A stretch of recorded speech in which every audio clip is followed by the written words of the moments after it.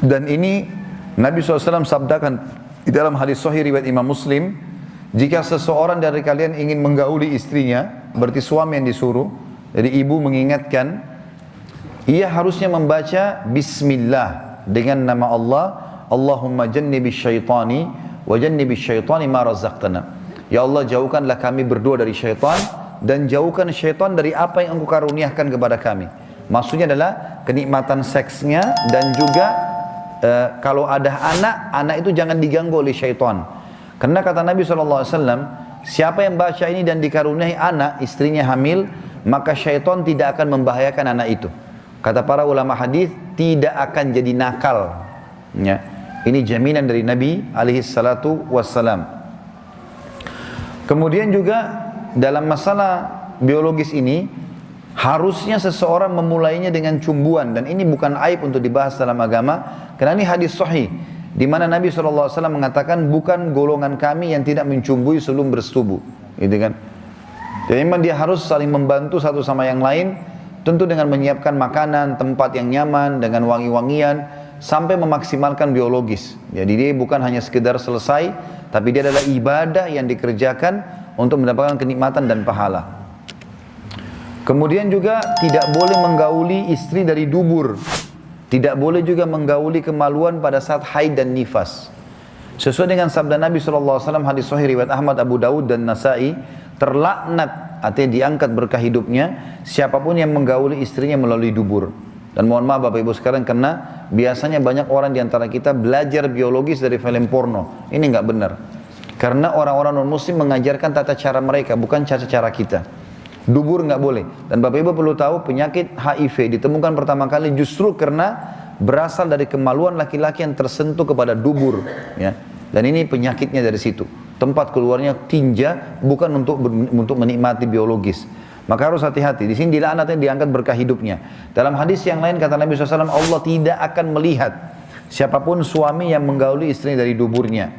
Juga dalam hadis yang lain, itu hadis sahih riwayat Ahmad Ibnu Majah. Hadis sahih yang lain juga, hadis riwayat Tirmidzi, Ibnu Majah dan Abu Daud, barang siapa yang menggauli istrinya yang sedang haid atau dari duburnya, juga mendatangi dan mempercayai dukun, sungguh ia telah kafir terhadap apa yang diturunkan kepada Muhammad sallallahu alaihi wasallam. Jadi kalau lagi haid, Bapak Ibu sekalian tidak boleh meletakkan kemaluan di kemaluan, karena itu berbahaya. Dan itu darah kotor. Allah menyebutkan dalam Al-Baqarah surah nomor 2 ayat 222, A'udzubillahi minasyaitonir yas'alunaka 'anil mahid qul huwa adzan fa'tazilun nisaa fil mahid. Ditanyakan kepada Muhammad tentang haid, katakan dia adalah kotoran, maka jauhilah wanita untuk digauli di kemaluannya pada saat haid. Tapi bukan berarti tidak boleh bercumbuan, bukan tidak boleh mencari kenikmatan. Karena Nabi SAW mengatakan dalam hadis riwayat Muslim, waktu ditanya, ya Rasulullah, apakah wanita kami kalau lagi haid tidak boleh kami sentuh sama sekali? Kata Nabi SAW, tidak, lakukan apa saja kecuali persetubuhan. Juga dalam hadis yang lain kata Aisyah radhiyallahu anha, pada saat ditanya apakah yang boleh dikerjakan seorang suami terhadap istri yang sedang haid, kata Aisyah, segala sesuatu kecuali kemaluannya. Dan Aisyah juga berkata radhiyallahu anha, jika salah seorang dari kami sedang haid dan Rasulullah SAW ingin menggaulinya, maka beliau SAW menyuruhnya mengencangkan kain di tempat haid, lalu beliau menggaulinya. Jadi semua dibolehkan kecuali dubur dan kemaluan pada saat haid dan nifas. Jadi termasuk oral seks segala macam. Onani itu haram bagi laki-laki kalau kerjakan sendiri. Tapi kalau istri yang lakukan tidak ada pengharaman di situ. Kita tutup Bapak Ibu sekalian dengan hadis-hadis yang mulia, dua buah hadis yang saya harap Bapak Ibu bisa fahami hadis ini. Yang kata Nabi SAW, hadis riwayat Muslim, manusia yang paling buruk kedudukannya di sisi Allah pada hari kiamat ialah orang yang atau suami istri yang berhubungan biologis, kemudian dia menggauli istrinya, istrinya pun mendatanginya, maksudnya bergaul dengan dia, kemudian mereka kedua menyebarkan ya rahasia pasangannya.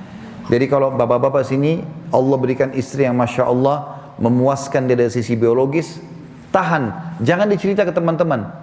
Jangan bilang istri saya itu begini, begitu, jangan diceritain. Jadi ibu-ibu juga, kalau Allah berikan suami yang Masya Allah memuaskan secara biologis, gak usah cerita sama teman-teman. Ini pertama ada ancamannya, orang paling buruk kedudukannya hari kiamat, Masya Allah benci dengan dia. Yang kedua, dia memang punya efek sosial. Kalau misalnya laki-laki di sini, Masya Allah di luar sana, bukan di sini, ada, ya, Karena ini saya lebih baik di luar sana. Kalau ada seorang laki-laki yang istrinya Masya Allah puasin dia, lalu dia cerita sama teman-temannya, istri saya begini, istri saya begini. Terus di antara 5 orang temannya yang dengar, istrinya nggak begitu. Apa yang akan terjadi? Dia akan ganggu istrinya orang ini. Dan itu banyak terjadi, rumah tangga rusak gara-gara si laki-laki ceritakan tentang istrinya, dia tidak sadar temannya menghubungi istrinya diam-diam. Dan istrinya kaget, kok bisa tahu rahasia saya, kok bisa tahu perempuan pakai perasaan, terbuka komunikasi, akhirnya cerai bisa nikah sama orang itu. Banyak terjadi. Begitu pula dengan perempuan, suami saya begini, suami saya begitu. Suami mereka teman-teman tidak begitu. Maka terfikirlah mereka untuk mengganggu suaminya orang ini. Jadi ada hikmah syar'i yang harus kita fahami. Yang terakhir Bapak Ibu sekalian adalah hadis Nabi SAW. Masih sama kasusnya ya. Kata Nabi SAW habis sholat subuh nih. Beliau angkat suara dengan keras dan ini penutupan bahasan kita. Mungkin kata Nabi SAW, seseorang dari kalian ya menceritakan apa yang ia lakukan dengan istrinya. Dan mungkin seorang perempuan di antara kalian, hai wanita di sab perempuan, menceritakan apa yang suaminya lakukan, apa yang dilakukan sama suaminya. Kata Asma binti Yazid radhiyallahu anha, istri salah satu sahabat Nabi SAW, sahabat Nabi, beliau mengatakan, benar demi Allah wahai utusan Allah, kaum wanita melakukannya dan kaum pria juga melakukannya. Di zaman sahabat dikerjakan dulu itu, tapi mereka belum tahu hukum. Keluarlah hadis Nabi SAW. Maka Nabi SAW mengatakan, jangan lakukan itu. Karena itu perumpamannya seperti syaitan pria atau laki-laki menemui syaitan perempuan di jalanan, lalu ia menyetubuhinya sementara semua orang melihatnya. Dan hadis ini riwayat Imam Ahmad. Maka harusnya hati-hati Bapak Ibu sekalian,